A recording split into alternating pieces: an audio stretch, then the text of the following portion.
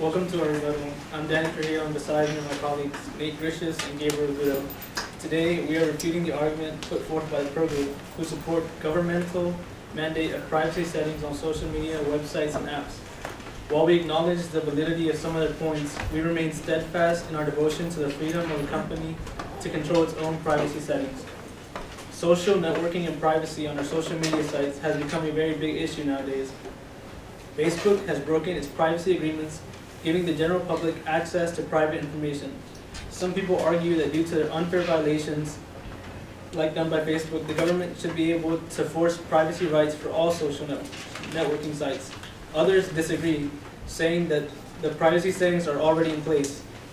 Additionally, with the ease of accessing information as well as the abundance of hackers, opponents argue that social networkers should realize the futility of privacy rules, saying that anything posted on the internet could become public. This is why privacy on social networking has become such a hotly debated topic. We believe that the government should not interfere with privacy settings. We disagree with the pro group's claims that social media sites will only listen to a government mandate. The reason for this is because even before the problem of privacy rules had previously been established on social media.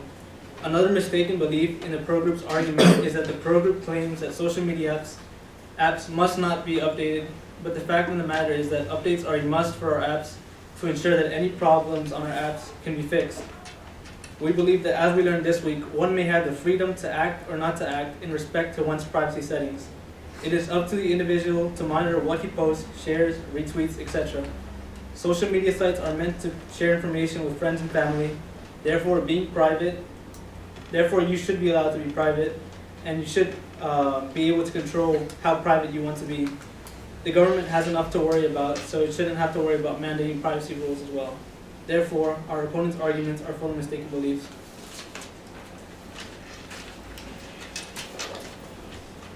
The pro-security on social media group claims the following.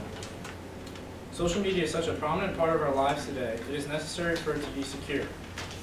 They argue the only safe option for security is simply not to join social media.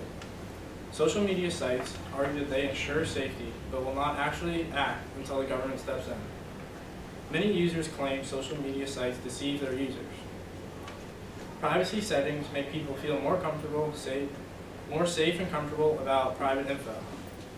Therefore, they believe the only way to ensure security is for the government to enforce stricter security laws.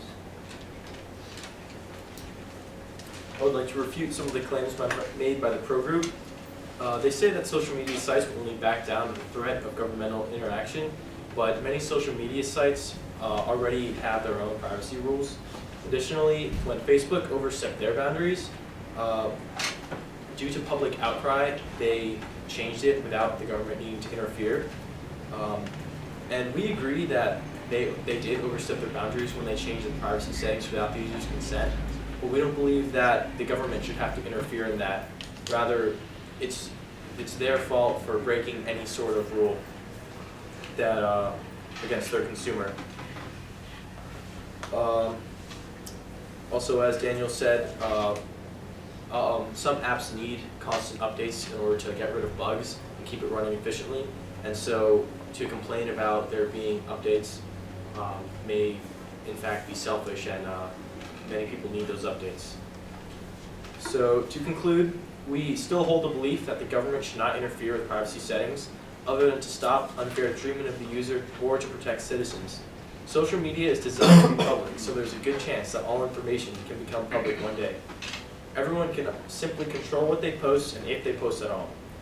Lastly, many, if not most users, are given control over their own privacy settings, and in the interest of what really matters, there are people out there that should probably be monitored in order to assure safety.